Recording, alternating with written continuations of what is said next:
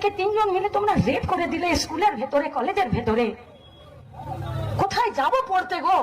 কোথায় যাব ডাক্তার দেখাতে? কোথায় মায়ের হাত ধরে রাস্তায় দাঁড়িয়ে কোন একটা রাজনৈতিক দলের মিছিল দেখবো? এ কোন রাজনীতি যা বাড়িতে বাড়িতে বোমা তৈরি করে? এ কোন রাজনীতি যে বাড়িতে বাড়িতে খাবার চাল আছে কিনা দেখে না, কিন্তু ঝোলাতে ঝোলাতে বোম নিয়ে ঘুরে বেড়ায়? এই কুকুরগুলোর ভাষণ শুনবো আমরা? সারদাতে চুরি করেছে নির্লজ্জ বেহায়া একটা রাজনৈতিক দল মুখপাত্র করে ওই তাকে পচিয়ে রেখেছে, আর তার ভাষণ শুনবো? তার ভাষণ সে বলে দেবে পশ্চিমবঙ্গের রাজনীতি কি হবে? সে কোথায় গেল? গান গানে গেলে কোথায় গেল? আরে তুমি এমএলএ হও, তুমি রাজনীতি করো, তার আগে তুমি একটা মেয়ে। কেন তোমার বুকে সব সাহস হচ্ছে না তেমন্নার মায়ের মুখের সামনে দাঁড়াতে?